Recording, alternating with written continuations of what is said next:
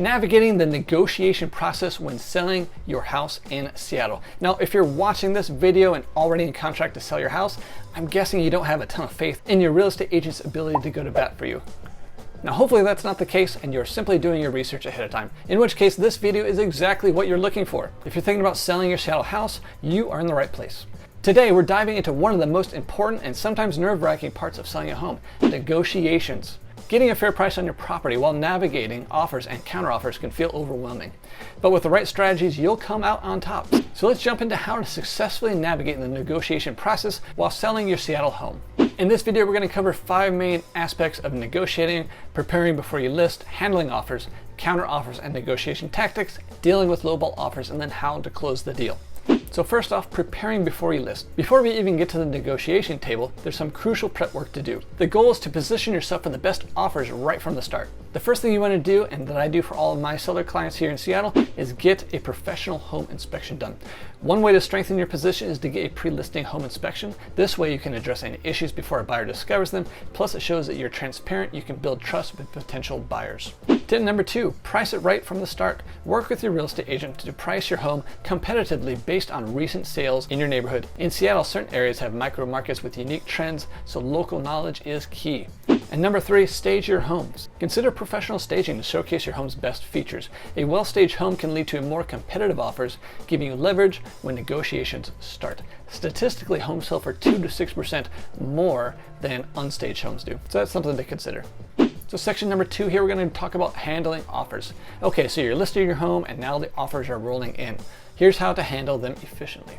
Don't rush to the decision. Take your time to evaluate each offer carefully. Look beyond the price, consider contingencies, financing, and the buyer's flexibility.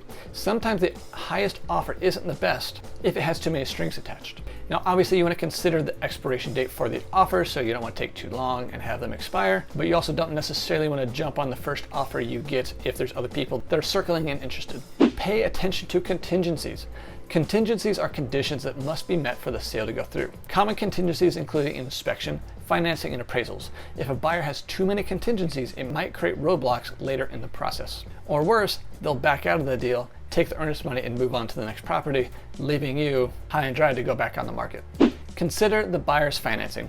Cash is still king when it comes to offers, but also pre-approved buyers can sometimes be more attractive than higher offers with uncertain financing. Your agent can help you assess the reliability of each buyer's financial situation to make sure they're solid enough that they're actually going to be able to close. All right, section number 3, counter offers and negotiating tactics. Once you've reviewed the offer or offers, if the price or terms aren't quite what you want them to be, it's time to make a counter offer and negotiate the terms.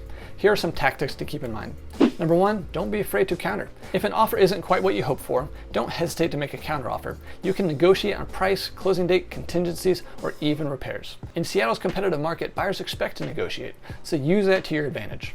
Tip number 2, focus on what is most important. Identify your top priorities. Whether it's price, quick closing, or fewer contingencies, focus your negotiations around those. It's easy to get caught up in the back and forth, but knowing what matters most to you will help you stay on track. Tip number 3, keep communication open. Good communication can make or break a negotiation. Respond promptly to offers, and if you need clarification, ask your agent to reach out. Being open and professional sets the tone for a smoother process. Now on to part number 4, dealing with lowball offers. Oh, the dreaded lowball offer. It happens to almost every seller at some point. Here's how to handle it without losing your cool.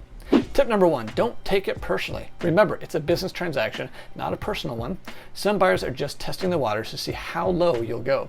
Keep your emotions in check and respond professionally. Tip number 2, use a counter offer to your advantage. Instead of dismissing a lowball offer outright, consider countering with a price that reflects the current market and what you're comfortable with. You'd be surprised. Sometimes buyers are willing to come up significantly once they know you're open to negotiating. Tip number 3, reinforce your home's value. If you do counter, reinforce why your home is worth the price. This is largely your job of your agent. That's why you're paying them to help you sell your house and negotiate for you. Highlight unique features, recent renovations, and the benefit of the location. It can remind the buyer why they're interested in the first place. And our last point, point number 5, closing the deal. Once you've agreed to terms, the finish line is in sight, but there's still a few more things to keep in mind. Number 1, be ready for the inspection. Most buyers will schedule a home inspection, and this can be another point of negotiating. Be prepared to address any repair requests and decide in advance what you're willing to fix or credit back. Sometimes a little flexibility on the closing date can make a big difference.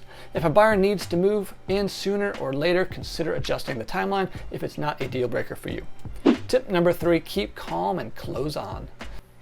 Yeah, and definitely keep your close on, but close on, okay. Even if last minute issues come up, keep your cool. Whether it's a hiccup with financing or a request for additional repairs, your real estate agent will help you navigate the final details to get the deal closed. But as I wrap this up, negotiating the sale of your Seattle home doesn't have to be stressful.